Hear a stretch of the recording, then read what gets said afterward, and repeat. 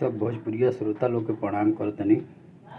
हम गीतकार शक्ति सूर्या आप लोग खातिर एगो न्यू देवी गीत क जौन विदाई गीत होला लेके आइल बानी। उम्मीद ना पूरा विश्वास बा कि आप लोग को जरूर पसंद आई और आँख से आंसू छलकी। तो एक ट्रैक बाटे जाए चंदा ले आइए खबरिया, जो रितेश पांडे का बहुत बजा था गाना, उसी पर है। उम्मीद करता हूँ आप लोग को ज़रूर पसंद आएगा। हाँ, अगर आप लोग को पसंद आई तो वो लाइक कर दें और ज़्यादा से ज़्यादा शेयर करो। हमारे चैनल के सब्सक्राइब कर लें ताकि ये तरह का गाना आप लोग के हमेशा मिलत रहे, जो एकदम फुल और फ्री बा, कोनो भी सिंगर भाई के गा सकेला। तो चलिए कर मुखड़ा सुनाओ तनी आप लोग के। जेके अगोरनी नौ दिन नवरतिया कैसे उठाइयो माई के मूर्तिया, देता करे जा झक झोर हो। बोला ए माई कैसे करी हम विदाई, बोला ए माई कैसे करी हम विदाई। झरता नयन हवा से लोर हो ए माई, झरता नयन हवा से लोर हो। एकर पहला अंतरा कुछ इस प्रकार बाटे। आइलो त घी दिया कल सारा खाइल, सब सती पाठ भइल गीतिया गवाइल। अढ़ौल के हार अछत पानी के पतैया, आसन लगवनी तोहके कुश के चटैया।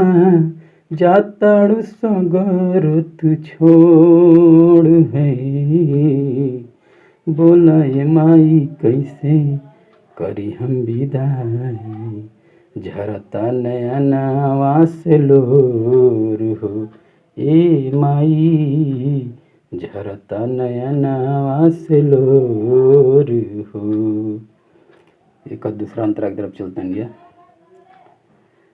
नव दिन बगिया में लोढ़नी मुँह फुलवा, निमिया के डाढ़ माई लगवनी मो झुलवा। नव कन्या के माई पूजा करवनी, खीर पूरी फल मेवा भोगवा लगवनी। अरे भइल कारज सिद्ध मोर हो, बोला ए माई कैसे करी हम विदाई।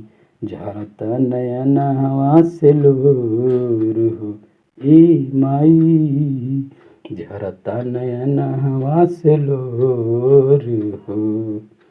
एक तीसरा और आखिरी अंतरा बाटे। चलिए उत्तर सुनता जा। आज जहाँ हम लिखल बानी मिट्ठू, वहाँ आप लोग सिंगर भाई कोने अपन नाम डाल सकी ना, यही खातिर यहाँ मिट्ठू लिख दिया गया बा। तो चलिए लास्ट अंतरा की तरफ चलते नहीं जा। सुन क के जात बाड़ू भल ही अंगनवा, शक्ति सूर्या के बस इहे बा कहनवा।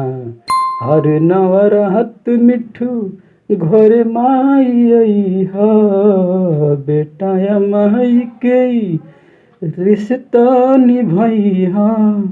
जानी होई जई हा कठोर हे, सुन ये माई कैसे करी विदाई।